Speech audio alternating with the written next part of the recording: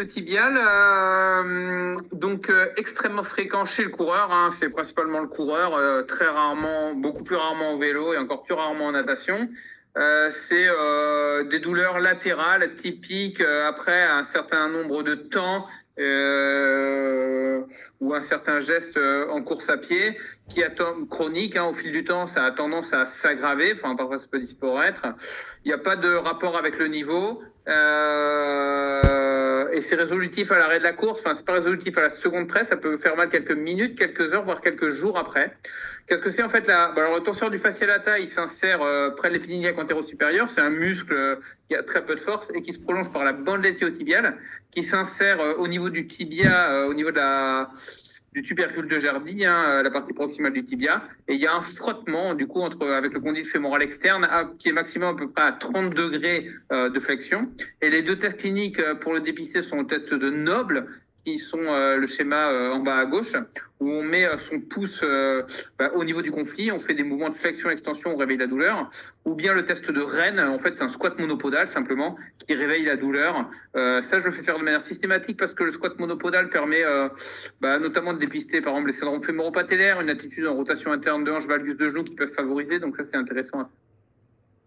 Bon, l'anatomie plus précise, notamment ce qu'on voit, c'est entre le condyle fémoral externe et la bande ischio-tibiale, un tissu cellulaire très vascularisé et également très innervé, avec des mécanorécepteurs de Pacini notamment, qui peuvent expliquer la douleur et qui se compriment. Alors à l'imagerie, à l'échographie, en haut, on peut voir, alors ça peut être normal, et on peut voir bien sûr des anomalies sans syndrome clinique, donc c'est pas très spécifique ni très sensible, et il y a encore quasiment aucune étude d'ailleurs qui montre la sensibilité spécificité, mais on sait que ça ne l'est pas. Mais on peut avoir du coup une bandelette iliotibiale épaissie, plus ou moins hypoéchogène, avec des remaniements fibrillaires et un épaississement plus ou moins hypoéchogène entre le condyle fémoral externe et la bandelette iliotibiale. Et si on a une bursite ou une bursopathie, du coup, on peut avoir un nodule anéchogène bien limité entre ces deux structures. Et l'IRM n'est pas du tout indispensable, mais on voit, vous voyez en bas à droite, un hypersignal entre la bandelette iliotibiale et le condyle fémoral externe. Alors, les facteurs de risque, ils peuvent être séparés entre intrinsèques et extrinsèques. Alors, facteur intrinsèque, donc il y a des facteurs biomécaniques, des déséquilibres musculaires, donc des déséquilibres entre abducteurs et adducteurs de hanche. Ou une faiblesse des abducteurs de hanche, vous verrez qui constitue, le renforcement constitue une des parties de rééducation les plus importantes. Des raideurs ou une hypoextensibilité, soit du tractus ischio-tibial, et du coup on les étire, soit des ischio-jambiers, avec une diminution de force des ischio-jambiers.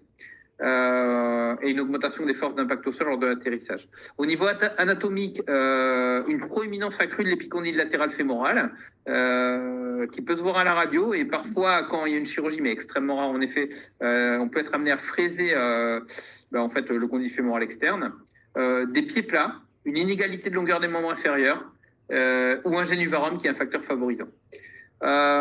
Au niveau des sports, des mouvements répétitifs de flexion et extension, donc c'est course à pied, surtout plus ou moins vélo. Et après, au niveau de l'entraînement, un mauvais échauffement, une augmentation trop rapide des distances de course. Donc typique, c'est quelqu'un qui faisait pas de sport et puis qui fait 3 fois 45 minutes de footing autour du pâté de maison, et il n'avait pas l'habitude, et il va avoir la bande tibiale. Ou quelqu'un qui faisait des footings et qui commence à faire le grand raid, et pouf, il augmente les charges et il va avoir la bande tibiale. Une augmentation de la vitesse de course ressort dans la littérature, une augmentation d'intensité, de volume, comme je viens de dire, et des techniques de course incorrectes. Alors ça se discute. Et un manque d'expérience. Tout ça, ça va dans le même sens. Alors, j'avais dirigé une thèse cette année, qui a été passée cette année et qui a fait l'objet d'un article dans le journal de Traumato du sport, là, en juin. C'était Louise Derville qui l'a fait. Du coup, à la fin des compètes, elle a interrogé plus de 200 sportifs. Et plus de la moitié, 55%, ont dit qu'ils ont déjà souffert de douleurs latérales du genou qui était en rapport avec un TFL. Elle a bien fait les questionnaires. Il y avait 65% de douleurs du genou et 55% étaient très probablement un syndrome de la bande tibiale. Ils avaient mal quand, surtout en descente. C'est en orange, là, vous voyez que ça ressort énormément. Et un peu en plein montée. Et sur le terrain, on n'a pas vu de grosse différence. Ils pouvaient un peu avoir mal en vélo et en rando aussi. Et on avait quoi comme facteur de risque? La femme, vraiment, ça ressortait. Le jeune âge et le manque d'expérience. L'augmentation excessive ou trop brutale de la distance, du temps ou du dénivelé. Voilà. Le génuvarum, ça ressortait. Et Et ça ressort aussi dans la littérature. Voilà, le tabagisme, ça sort pour tendinopathie beaucoup de choses. Et alors, une mauvaise pratique du vélo et de la natation. Alors, en fait, je fais rapide, mais quand on le fait mal, ça l'augmentait. Quand on le faisait bien, ça le diminuait. Mais en gros, dire faire du vélo, vous en aurez moins, ça se discute. Alors, on a fait plein de questions avec un kiné tout seul. Voilà. Mais c'est pas toujours bénéfique, comme j'aurais eu tendance à le dire. Le chaussage, ça ressort, mais c'est compliqué à voir. Bon, il faut savoir qu'en gros, quand on a un chaussage maximaliste, ça favorise l'appui arrière-pied qui peut favoriser les syndromes fémoro-patellaires et les syndromes de la moelle ischio-tibiale. Le minimaliste favorise un appui avant-pied et peut-être une augmentation de fréquence de pas, enfin ça se discute, voilà.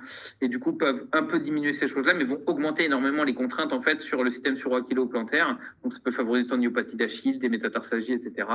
Du coup, de toute façon, il faut être progressif. Mais peut-être que dans ce cadre-là, syndrome fémoro-patellaire, moelle ischio-tibiale, avoir un avant-pied du minimaliste de manière progressive augmenter la fréquence de pas peut se discuter.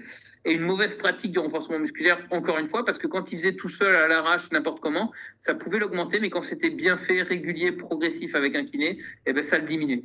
Voilà. Alors, qu'est-ce qu'on fait? Le repos, d'ailleurs, si vous arrêtez, vous reprenez juste après, les mêmes causes provoquent les mêmes effets, donc c'est pas du tout sûr que ce soit bénéfique. Donc, pratiquer le repos, c'est juste parce qu'on n'a rien d'autre à dire. Donc, c'est vraiment pas, voilà, à la limite faire autre chose. Bon. L'échauffement est toujours bénéfique. Hein. Les programmes d'échauffement peuvent diminuer le nombre de blessures, donc je vais pas aller contre. Mais est-ce que rajouter un échauffement ou faire un bon échauffement va guérir? Ça, c'est très très discutable. L'hydratation, non. Alors, bien sûr, il faut être bien hydraté, mais ça veut tout dire. Hein. On met tout sur le compte de la déshydratation. Je ne vais pas vous faire un cours. Alors, bien sûr, ça diminue les performances, mais ça ne donne pas de pathologie de manière directe. Et après, je ne dis pas de le faire, mais quand on s'habitue à une baisse d'hydratation, on s'adapte quand même. Bon. L'alimentation, avoir une bonne alimentation est essentielle pour la santé et la performance, mais bien sûr, ça ne guérit pas les tendinopathies et la moelle ischio-tibiale. Et les dents, à part des théories tirées par les cheveux et des facteurs complètement indirects, il n'y a pas de rapport avec les tendinopathies et la moelle ischio-tibiale.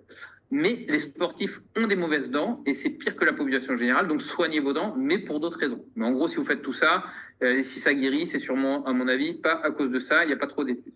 Les anti-inflammatoires par la bouche ont beaucoup d'effets secondaires. Donc, topique en crème, etc., c'est pas du tout sûr que ça marche. La mésothérapie, à la limite, c'est des anti-inflammatoires avec très peu d'effets secondaires et ça peut calmer, mais à court terme, hein, pendant quelques jours. Et les infiltrations de corticoïdes, il y a très, très peu d'études. En tout cas, c'est pas magique à ce qui ressort des études très mal faites, voire des bruits de couloir de médecins du sport. Mais quand on a une bursite, que c'est fait sous éco-guidage, bien sûr, parce que si on injecte et qu'on fait une cicatrice qui réveille des douleurs, ça va pas être génial, et ben ça peut se discuter. Notamment, par exemple, de mon expérience personnelle, quand il y a une bursite et que j'infiltre la bursite au niveau de la bourse, parfois on a une diminution franche des douleurs, mais ça reste du court terme et ça se discute. Il y a des orthèses spécifiques qui existent, notamment par une marque, et j'ai pu contacter la marque, mais alors là, c'est à la limite du charlatanisme. Ils disent, par exemple, j'ai recopié ce qui a marqué sur le package, il y a marqué « ça réaligne la jambe grâce à son strap en spirale ». Donc voilà, je vous laisse concessionner, voilà. Encore une fois, il n'y a pas de bons résultats, donc essayez de pas trop vous faire avoir. Les semelles orthopédiques, là, en fait, c'est l'avis du podologue. Il fera un bilan, il donnera son avis, et avec un bon avis, un bon bilan, en effet, des semelles peuvent modifier la biomécanique, et l'idée, c'est de le faire de la bonne manière. Donc ça se discute. Le froid, alors grosso modo, le froid soulage les douleurs pendant 1 heure ou 2. Et puis, point barre. Ça ne modifie pas les structures, ça ne diminue pas l'inflammation, ça ne guérit rien. Donc, servez-vous comme antalgique à court terme et vous pouvez lire toutes les études que vous voulez. Globalement, à la fin, vous pouvez retenir ça. C'est ni ça améliore les choses, ni ça les aggrave, ou alors de manière vraiment infinitésimale. Le strapping, probablement pas. Le key tape, encore une fois, il n'y aura pas de bonnes études. Voilà. Les massages transverses profonds, c'est pas logique pour la bande latino-tibiale parce que, à la limite, pour les tendinopathies, c'est théoriquement logique, mais cliniquement, pas sûr que ce soit de très grande efficacité. Les ondes de choc, encore une fois, pour la bande latino-tibiale, c'est pas vraiment l'indication puisque, en fait, c'est un conflit, plus ou moins une inflammation, des douleurs au niveau de structures vascularisées et innervées. Donc, c'est quand même discutable, alors que pour les tendinopathies, tendinopathie d'Achille, aponévrosite plantaire et tendinopathie rotulienne, c'est efficace, les ondes de choc. Alors, qu'est-ce qu'on fait? En fait, on donne des conseils, hein, on lutte contre les facteurs de risque dont je viens de vous parler, on augmente progressivement le kilométrage, on renforce vraiment les moyens fessiers, on essaie d'avoir une bonne foulée, plutôt sur l'avant-pied, on augmente la fréquence de pas. Les étirements, de toute façon, par exemple, moi je privilégie vraiment le travail excentrique parce que le travail excentrique a au moins autant d'efficacité sur l'allongement des structures que les étirements et a pour intérêt le renforcement des structures. Donc faire du renforcement de l'ensemble des muscles sous-pelviens permet de faire du rééquilibrage et en même temps du renforcement et en même temps de l'étirement. Donc plutôt que de dire étirement comme on dit tout le temps, je préfère rééquilibrage et renforcement. Et puis quitte à faire du renforcement, autant faire de l'excentrique. On gagne sur toutes les parties. Au niveau de la biomécanique, il y a beaucoup d'études qui sont mal faites. On conclut en plus qu'on dans les études, on a mélangé les hommes et les femmes et qu'il fallait pas les mélanger, donc on a déduit pas grand-chose. Je les ai lus. C'est pas très clair, mais bon, globalement, le déficit des abducteurs, qu'on parle de déséquilibre, etc., semble jouer un rôle. Donc, renforcer les abducteurs, donc moyen fessier, petit fessier, donc, et puis grand fessier est relativement bénéfique.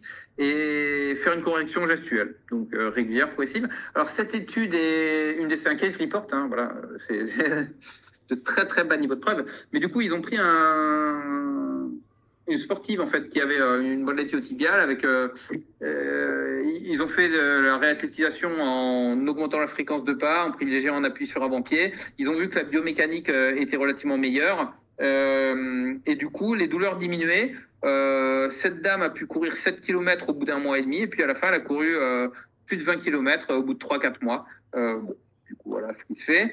Alors ça, c'est vraiment très bas niveau de preuve, mais c'est juste ce que ferait, par exemple, Thomas Laure Blanchet, qui est kiné et ultra-trailer. En gros, il fait du renforcement du moyen fessier et des gainages. Et alors ça, c'était publié dans le BJSM, mais quand même, c'est discutable. Mais du coup, il reste étirement, renforcement du moyen fessier, conseil, conseil de chaussage, conseil de progressivité, croix. Et puis, ils disent que de temps en temps, ça va de mieux en mieux. Et la chirurgie est rare, très très rare. Ils peuvent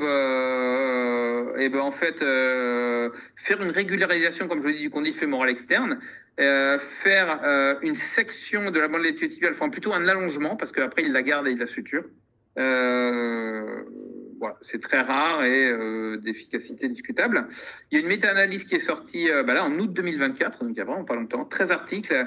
Et du coup, on voit, alors il ne faut pas oublier que l'évolution naturelle de la maladie est relativement favorable. Il peut y avoir des hauts et des bas. Donc en fait, quand vous voyez que la douleur diminue tout le temps et la fonction augmente tout le temps, faut voir par rapport à l'évolution naturelle de la maladie, bien sûr, et c'est pas des études comparatives. Mais du coup, ils ont étudié les ultrasons, le renforcement, la thérapie manuelle, l'électrothérapie, la réathlétisation, gait retaining, ça veut dire rééducation à la course et à la marche. Et globalement, quasiment tout le temps, le renforcement des moyens fessiers était ce qui était le plus fait et peut-être le plus efficace. Le meilleur résultat quand on voyait douleur à zéro et amélioration de la fonction, c'était renforcement des moyens fessiers et réathlétisation. Donc c'est vraiment ce qu'il faut faire. Après, ostéopathie, ultrasons, tout ça c'est discutable. Ça allait plutôt mieux au fil du temps, encore une fois, à comparer avec l'évolution naturelle de la maladie. Et du coup, par exemple, dans la conclusion, il disait renforcement, réathlétisation, plus ou moins onde de choc, et le reste à étudier. Voilà, alors je finis un peu en clin d'œil. D'ailleurs, Jacques Rodino, qui est décédé il y a quelques mois, malheureusement. Donc, on rend hommage à ce grand médecin du sport. Et j'étais en Crète il y a pile 10 ans, d'ailleurs, avec lui. Et du coup, on avait fait une journée entière sur la bande tibiale. Et il est intervenu en tout dernier. Je me souviens bien.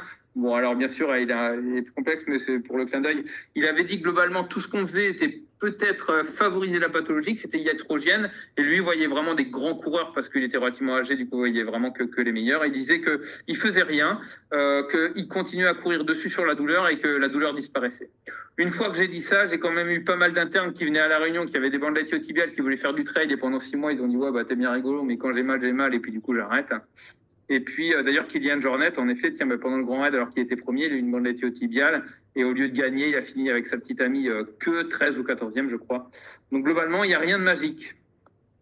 Voilà pour la bande tibiale et le syndrome de la bande tibiale. J'enchaîne sur l'aponevrosite plantaire. Parfait, j'ai un quart d'heure.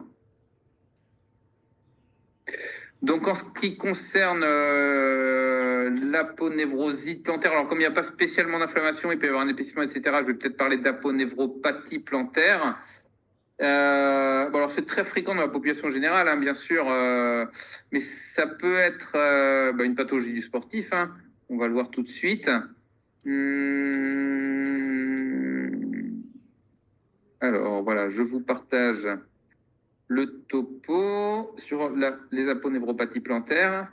Je vais aller un peu vite sur l'introduction et c'est bien dans mes dernières diapos que j'ai le résumé. Du coup, je vais presque commencer par la fin puisque je n'ai qu'un quart d'heure au lieu d'une heure. Mais bon, la fin résume très très bien les choses. Voilà, donc aponévropathie plantaire. Bon, rapidement, elle s'insère au niveau de la partie, au niveau du calcanéum. Elle est plutôt médiale, hein, et elle va jusqu'à les articulations métatarso-phalangiennes avec 3 faisceaux. C'est un tissu cellulo-fibreux. La voilà. Dessous, en profondeur, il y a les muscles fléchisseurs. Il y a une fonction d'amortisseur de l'aponévrose plantaire et une fonction dynamique, hein. Elle fait partie intégrante du système suroachillo-plantaire. Et par exemple, ce système suroachillo-plantaire peut restituer plus de 50% des forces mécaniques de manière passive. Et l'ensemble de ce système suroachillo-calcanéo-plantaire fonctionne de la même manière. Du coup, on peut avoir des pathologies associées. Toutes ces pathologies, métatarsalgie, tendinopathie d'Achille, lésions du triceps sural, etc., peuvent s'associer à la ponévrosite plantaire. Alors, c'est très fréquent, hein, c'est peut-être un quart des problèmes de pied chez l'athlète. Les causes sont multifactorielles. En gros, appui excessif, chaussage inapproprié, obésité, plutôt les femmes. Après, des manques de dorsiflexion, des manques d'amplitude, des pieds plats ou des pieds creux, des faiblesses des muscles intrinsèques. Et puis, un varus de l'arrière-pied, un génuvarum, ont été retrouvés chez le sportif, ainsi que des crampons et des courses sur moyenne distance. Ça engendre surtout des douleurs et des limitations fonctionnelles, hein, c'est ça. Et c'est une évolution naturellement favorable en 18 mois. D'ailleurs, avant, on faisait rien, on faisait wait and see, et puis on disait ça ira bien. Vous voyez qu'en 12 mois, des fois, on a 80% d'évolution favorable. Donc, de toute façon, faut être plutôt rassurant, c'est pas des choses qui s'aggravent avec le temps. Et repos à INS, c'est pas bon, d'ailleurs, je vous le dis, hein, voilà. En ultra-trail, c'est 10% des pathologies de l'ultra-trail. Bref, au niveau de la clinique, c'est des douleurs, vous voyez, médiales, hein, à ce niveau-là, parce que dans 90% des cas, c'est proximal. Après, on peut plus ou moins étirer, on aura un point douloureux ici. L'imagerie n'est pas indispensable, le diagnostic peut être totalement clinique. Au niveau de la radio, on parle souvent d'épine calcanéenne, mais l'épine calcanéenne, en fait, c'est juste un antésophite calcanéen et ça n'a pas spécialement de rapport avec l'aponévrose plantaire. D'ailleurs, l'épine n'est pas en regard de l'aponévrose plantaire, mais des muscles fléchisseurs. Par contre, le diagnostic peut se faire à l'échographie. L'échographie, c'est un épaississement supérieur à 0,35 ou 0,4 mm d'épaisseur de l'aponévrose plantaire proximale, comme on le voit à droite, donc épaississement hypoéchogène. On peut le faire à l'IRM. Bon, l'IRM va voir l'épaississement, en effet, de l'aponévrose plantaire. Et elle a pour intérêt, en fait, de voir surtout l'œdème osseux calcanéen associé. Si c'est une pathologie d'aponévrose, si c'est l'aponévrose plantaire qui est atteinte, par exemple, on va peut-être privilégier onde de choc, plus ou moins PRP pour ceux qui en font. Si c'est un œdème osseux calcanéen qui fait mal, déjà, on va rechercher des pathologies rhumatismales peut-être, même s'il y aura d'autres signes associés. Et puis, c'est clair que les PRP vont pas agir sur un œdème osseux et les ondes de choc vont pas spécialement non plus agir là-dessus. Donc, ça peut quand même avoir un intérêt. Et puis, bien sûr, ça dépiste toutes les pathologies diagnostiques différentielles, notamment la talonnade, qui est, on va le voir, en fait, une pathologie du capiton plantaire sous-cutané. Et ça, l'IRM le voit, même si... donc, classiquement, on fait quoi? Repos relatif, en fait, on ne fait plus trop ce qui fait mal. Si on voit que vraiment il y a une activité physique ou sportive qui aggrave les choses, on va l'adapter pour pas spécialement l'aggraver. Les étirements, oui, on verra, hein. La physiothérapie sont discutables. Les ondes de choc sont efficaces. Le froid soulage la douleur pendant 1 heure ou 2. Les orthèses, on va voir un peu ce qu'il en est. L'adaptation du chaussage, oui. Réduire la surcharge pondérale, même si on perd 20 kg, c'est pas comme ça que les douleurs vont disparaître en 2 temps 3 mouvements. Les ondes de choc sont efficaces, on le verra. Les infiltrations sont efficaces, en tout cas à court terme. La mésothérapie, prolothérapie efficace à court terme. Les injections de PRP sont relativement efficaces et la chirurgie est exceptionnelle, sous endoscopie ou sous chirurgie. Bon, alors les AINS, pas sûr du tout que ça marche. Ça a beaucoup d'effets secondaires. À la limite pour les entorses, mais vraiment pour les tendinopathies, les lésions osseuses et musculaires, c'est pas du tout indiqué. Pour les aponévropathies plantaires, on pourra le discuter. Alors, quid de l'épine calcanéenne? Alors, est-ce que l'épine calcanéenne a un rapport avec l'aponévrosite plantaire? Ben, enfin, en fait, c'est un facteur associé. Là, ils ont fait une étude où ils ont comparé des gens qui avaient une entorse de cheville à une aponévrosite plantaire. Et en effet, il y avait une épine beaucoup plus fréquente chez les gens qui avaient une aponévrosite plantaire, mais c'est un facteur associé, pas un facteur causal. C'est-à-dire qu'en fait, on a des sursollicitations avec des tractions trop importantes qui engendrent une épine, voilà, un antésophile calcanéen ou une épine calcanéenne. Et ces mêmes tractions trop importantes sont un facteur de risque en fait de aponévrosite plantaire. Mais voilà. Et est-ce qu'elle s'insère sur l'aponévrose? Ben non, là, en général, d'ailleurs on va le voir juste après. L'épine, donc en fait c'est un fibrocartilage, donc en fait en haut à gauche on voit l'os, et puis ensuite on voit un fibrocartilage, et en fait on voit à droite, d'ailleurs en rose c'est le muscle. Donc en fait c'est des études microscopiques sur des cadavres chez qui on a fait une excision de l'épine calcanéenne. En fait, ça s'insère sur le muscle, le carré fémoral ou le court fléchisseur des orteils. Et c'est une structure fibrocartilagineuse, donc c'est bien des tractions sur les muscles fléchisseurs qui petit à petit engendrent une ossification encondrale et qui font une épine qui d'ailleurs, les douleurs vont disparaître en 12 mois et c'est clair que l'épine ne va pas disparaître, du coup elle va s'aggraver. En tout cas, c'est pas parce qu'on voit une épine qu'on a mal. Alors là, bon, cette étude, c'est rigolo. Ils ont identifié un type A en haut à gauche d'un type B en haut au milieu. Et le type B était associé à de plus fortes douleurs. Au niveau microscopique, un plus important infiltrat inflammatoire et un moindre pronostic. Bon, c'est juste pour dire que si ça vous amuse d'identifier deux types de l'épine parce que on vous pose la question, vous pouvez. Alors, les diagnostics différentiels. Alors, il y a des pathologies. Dans 90%, c'est proximal, mais ça peut être au niveau du corps de l'aponévrose plantaire. Bon, pareil, diagnostic clinique et puis imagerie, et puis c'est un peu le même traitement. Il peut y avoir des ruptures de l'aponévrose plantaire. Alors là, c'est macrotraumatique et les douleurs sont aiguës. On fait une décharge relative et puis voilà. Des talonnades, alors ça, il faut savoir que ça existe, sous syndrome du coussinet graisseux. Soit c'est un choc talonnier aigu et du coup on a mal et du coup c'est les tissus sous-cutanés qui sont inflammatoires. Ça va être relativement résolutif en fait, parce que, voilà. Ou ça peut être micro-traumatique. Donc macro-traumatique ou micro-traumatique.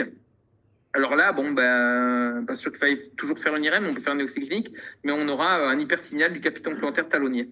Et du coup, ben, on met de l'amorti. Voilà, on se débrouille pour avoir des chaussures de l'amorti pour que ça fasse moins mal, mais ça fait mal. Et du coup, c'est repos relatif. Alors, il faut penser aux spondylarthropathies, hein, du coup, mais c'est plutôt le sujet jeune avec les signes associés. Articulaires, antécédents familiaux, plutôt un homme, chez la B27, des pathologies du squelette axial. Et puis c'est une antésopathie inflammatoire clinique. Ça fait très très mal avec un déroyage matinal qui dure très longtemps, qui fait très mal. C'est très inflammatoire. Et à l'échographie et à l'IRM, ça va être très inflammatoire également, beaucoup plus. Voilà, ça va être des signes qui vont nous faire rechercher ça. Il peut y avoir des maladies de Leder aux œufs. Alors, en gros, c'est l'équivalent du Dupuytren, mais au niveau du pied. Il peut y avoir un ou plusieurs nodules de toute taille. Voilà. Si c'est asymptomatique, eh ben, on ne fait rien. Et si ça commence à gêner, eh ben, on peut faire des infiltrations, des orthèses. Et la chirurgie n'est pas la panacée. Et contrairement à la maladie du Dupuytren, il n'y a pas de rétraction. Voilà, c'est pas. Alors, c'est pas très grave. Alors, ça peut être associé dans des syndromes graves, hein. Parfois, il peut y avoir un contexte étiologique ou des formes juvéniles graves, mais chez l'adulte, ça peut être totalement bénin et asymptomatique et ne pas faire appel de traitement. Mais on verra des nodules dans l'aponévrose plantaire. Les autres diagnostics, les autres lésions du capiton plantaire, du tissu graisseux, les bursopathies, des bursites, quoi. Fracture de fatigue du calcanéum. Alors bon, moi en ultra trail et chez le militaire, puisque c'est une bonne partie de ma patientèle, j'en vois beaucoup. Syndrome du sinus du tarse, donc c'est l'articulation entre le calcanéum et le talus, et ça fait plutôt mal de manière chronique à la marche, et c'est plus haut quand même. Des affections musculaires plantaires qui sont rares, mais voilà. Alors des pathologies, notamment les tendinopathies des fléchisseurs. Bon, fibulaire, ça se discute. des thromboses veineuses et des fistules et des tumeurs. C'est là, il ne faut pas passer à côté. Bénigne ou maligne. Alors après, vous le verrez bientôt, mais le syndrome du tunnel tarsien, juste petite révision anatomique, le nerf tibial passe au niveau du tunnel tarsien et se sépare en 3 branches, la branche calcanéenne, la branche médiale plantaire et la branche médiale plantaire médiale et plantaire latérale, pardon, qui donnent ces 3 dermatomes. Et on regarde où est-ce que c'est atteint et on peut faire le diagnostic et le traitement. Voilà. Alors on fait étirement, et étirement ou bien renforcement. Le renforcement, alors par exemple courir sur l'avant-pied, ça permet de renforcer les muscles intrinsèques. Faire du renforcement des fléchisseurs des orteils, ça permet de renforcer les fléchisseurs des orteils. Voilà ce que nous dit la littérature. Bon, mais quand on fait ça chez des gens qui ont une aponeuropathie plantaire, on voit qu'on améliore la fonction, mais on voit pas très bien ce que ça fait sur la douleur. Et cette seule étude comparative a comparé étirement, donc de l'aponévrose plantaire du système suroaquileo-plantaire versus renforcement. Globalement, à part à 3 mois, on voit une bonne différence. C'est à peu près pareil. Alors, autant sur l'ensemble des tendinopathies, tendinopathie rotulenne, tendinopathie d'Achille, c'est clair que le travail excentrique marche et que les étirements ne marchent pas. Autant sur l'aponévrosite plantaire, bon, étirement ou renforcement, vous allez voir que ça marche, mais ça se discute. Puis voilà, par exemple, le type de renforcement pour les kinés que vous pourrez faire, si vous préférez le renforcement.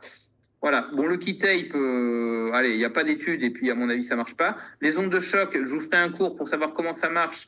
Il faut mettre des grosses énergies. Si on met des grosses énergies, et du coup, ça marche plutôt très bien sur l'aponévrosite plantaire. Il faut le faire au niveau de la douleur. Là, cette méta-analyse, on voit que plus on met d'énergie, plus ça marche. Le problème, c'est que les gens, ils font beaucoup de séances et pas beaucoup d'énergie. Et pas d'énergie, ça marche pas. Donc, il faut mettre des grosses énergies et ça marche. Et je me répète, plus on met d'énergie, plus ça marche. Sur les PRP, pareil, vous aurez un cours, mais il y a plein d'études non comparatives qui montrent que les douleurs s'améliorent. Et sur les études comparatives, on voit que ça marche mieux que la prolothérapie, au moins aussi bien à court terme que les corticoïdes, et l'efficacité se maintient au long terme. Donc franchement, ça marche, je vous répète, au moins aussi bien que les corticoïdes, sachant que ça marche à court terme, et ça se maintient au long terme. Donc sur les méta-analyses, ils montrent que pour l'aponévrosite plantaire, ça marche, et ça marche plutôt très bien, et même plutôt à court terme, contrairement aux autres indications du PRP. Et ça, c'est ce que j'ai fait d'ailleurs chez moi, chez les sportifs. Ils arrivaient sur 14 sportifs, j'avais repris de 2015 à 2019, une VA A8 et des fonctions pas géniales. Et puis, d'ailleurs, presque à 1 ou 2 mois, mais à 3 mois et à 6 mois, ils avaient des douleurs à 2 et une fonction à 90%. Et ils avaient quasiment repris leur sport, qui est au moins de la course à pied. En ce qui concerne les semelles, alors on avait tout sur les méta-analyses en 2008. Ça marche ou bien ça marche pas. Le truc, c'est qu'il faut bien différencier les talonnettes des semelles normales et des semelles thermoformées. Quand on étudie ça sur une revue de la littérature en 2018, on voit que les semelles, mais même pas sur mesure des semelles normales, le seul facteur où il montrait que c'était efficace quand on regardait la douleur à court, moyen et long terme, la fonction à moyen et long terme, ça ne pouvait que soulager la douleur à moyen terme.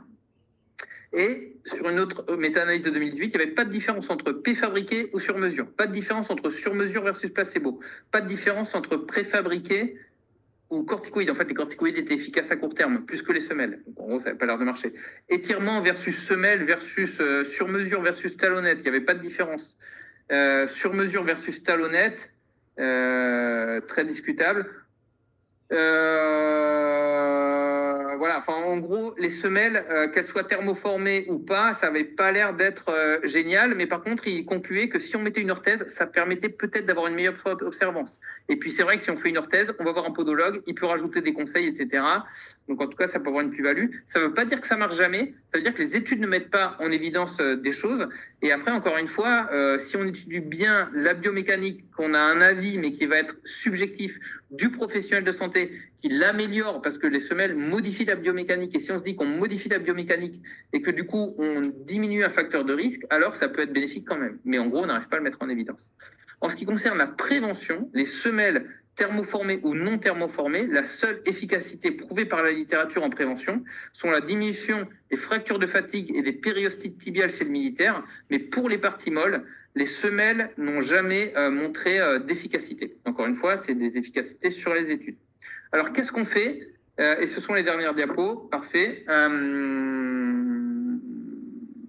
Alors ça, c'est la douleur et ça, c'est la fonction. Je vous montre en 2 secondes comment est-ce qu'on les lit.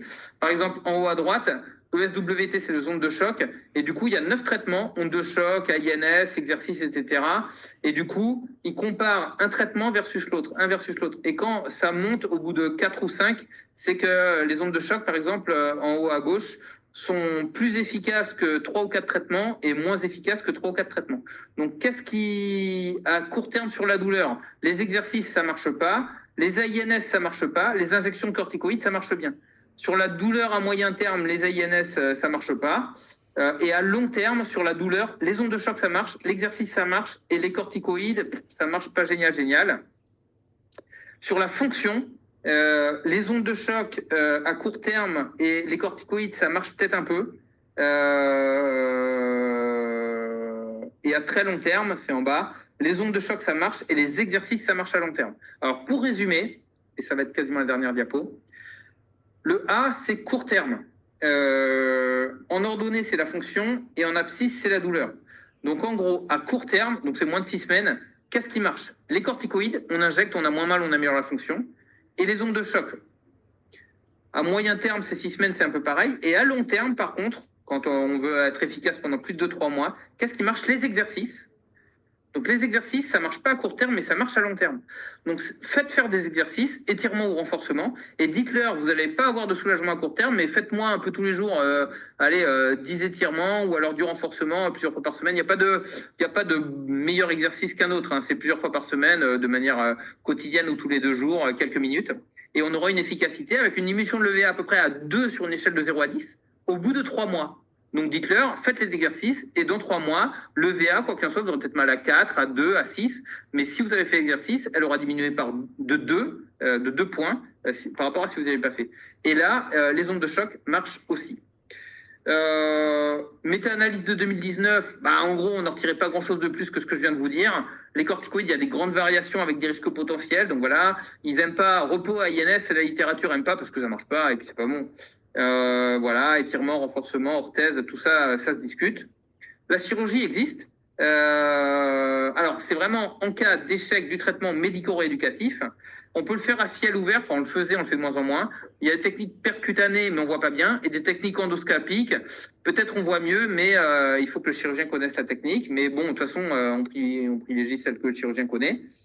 Et là, sur cette méta-analyse de 15 études, 500 patients de faible qualité, bon, il n'y a que 2 études de niveau 1, mais bon, globalement, il n'y a pas de technique gold standard. Il y a 11% de complications, donc c'est pas énorme, avec des douleurs résiduelles, des douleurs cicatricielles, mais le problème, c'est qu'on essaie de guérir des douleurs et on donne d'autres types de douleurs. Alors, chez le sportif qui avait mal, il a plus mal, mais en fait, il a mal ailleurs, c'est pas satisfaisant. Des paresthésies, des troubles trophiques et des infections. Et le vrai problème pour voir plein de sportifs, c'est qu'il y a toujours une petite gêne, et quand on fait du haut niveau, la petite gêne, elle peut embêter, et voilà. Et alors là, d'ailleurs, j'ai ressorti, puisque moi je fais beaucoup de PRP, la seule étude comparative chirurgie versus PRP, et en gros, ça revient pareil. Donc si vous aviez à hésiter, vu qu'il y a moins de toute façon d'effets secondaires dans les PRP, ça vaut peut-être le coup de tenter.